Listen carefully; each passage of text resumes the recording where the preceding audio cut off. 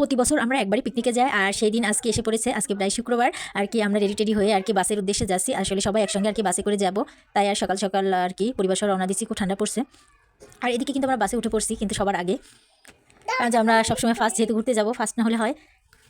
আর এদিকে দেখেন বাচ্চা বসে আছে, আর পুরো বাসটা এখন ফাঁকে, এখনও কেউ এসে পারি নাই। আসলে অনেকগুলো বাস আর কি ভাড়া করছিল, এক একটা এক এক জায়গায় রাখছে, মানে আমাদের এই দিকটায় আর কি লোক সংখ্যা কম যাচ্ছে।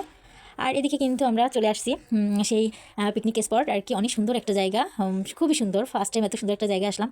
আর এটা হচ্ছে আমাদের গেস্ট হাউসের মতো আর কি, এখানে আর কি আমরা রেস্ট নিব আর কি, জিনিসপত্র রাখবো, রেস্ট নিব।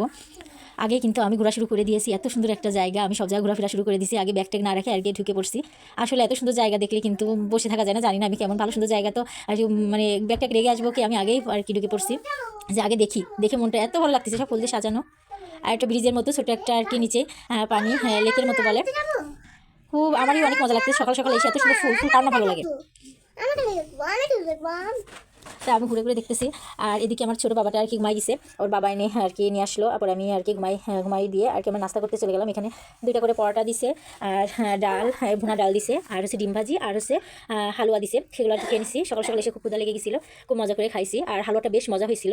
আর পরোটা আর ডাল এভারেজ যেমন লাগে তেমন, কিন্তু হালুয়াটা অনেক মজা হয়েছিল। তারপরে একটু মিষ্টি খেলে কিন্তু অনেক মজা লাগে। আর এদিকে খেয়ে নিছি খুব মজা করে করে। আর খাওয়া দাওয়া শেষ করে কিন্তু এখানে খেলাধুলার হয়েছে, মেয়ে মহিলাদেরও হয়েছে আর কি, বালিশ খেলা, তারপরে চেয়ার সিটিং, এগুলো হয়েছে। আমি প্রত্যেকটা নাম দিয়েছিলাম, একটা হয়নি। এখন বাচ্চাদের হচ্ছে, বাচ্চাদের দৌড় প্রতিযোগিতা হচ্ছে আর কি। ভালোই দৌড়াচ্ছিল বাচ্চারা। এবার 3জন। এবার হচ্ছে আপনার চকলেট বেঁধে রাখছে, ওইটা আর কি, ওইটা ধরছে। লম্বা ছেলেরা একটু দ্রুত পারছে, ঝাঁকাচ্ছিল অনেক। আর এদিকে কিন্তু খেলাধুলা শেষ হওয়ার পরে বাচ্চারা গোসল করতে আসছে। সুইমিং পুল দেখে কিন্তু আমার 2টা বাচ্চা নেমে গেছে। এত ঠান্ডা পানি, যেখানে আমি হাত দিতে পারতাছি না, সেখানে ওরা গোসল করতেছে। ও ছোটোটাও নেমে গেছে, বড়টা দেখে খুব মজা করতেছে। কিন্তু এদের ঠান্ডা লাগে না, আমি তো ভাবতেছি জ্বর হয়ে যাবে কিনা। পরে যে মাসাল্লাহ আল্লাহর রহমতে কোনো কিছু হয় নাই, ওরা মজা করে গোসল করছে। গোসল করে আমার ছোটোটা একটু আরও কাঁপে না, কিন্তু বড়টা একটু কাঁপাকাঁপি করতেছিল, অনেকক্ষণ গোসল করছে। আর এদিকে এসে দেখি যে রান্নাবান্নার প্রক্রিয়া চলতেছে। আর এটা হচ্ছে রান্নার জায়গাটা, অনেক সুন্দর, অনেক বড় স্পেস নিয়ে আর কি রান্না করতেছে, অনেক পরিষ্কার আছে মাসাল্লাহ। আর এই তো ফুল গাছ এখানে আছে, এই যে পাখির বাসা সেট করে রাখছে গাছে, অনেক সুন্দর লাগতেছে আর কি। পাখির বাসা, বাবুই পাখির বাসা নাকি আমি জানি না, কিন্তু সুন্দর করে ওরা আর কি ডেকোরেশন করে রাখছে, অনেক সুন্দর লাগতেছিল। আর এদিকে কিন্তু খাবারও, দুপুরে খাবার খেতে চলে আসছি। গরুর গোশ আর কি রোস্ট, আর হচ্ছে পোলাও ভাত, আর হচ্ছে এর সঙ্গে ছিল কোক।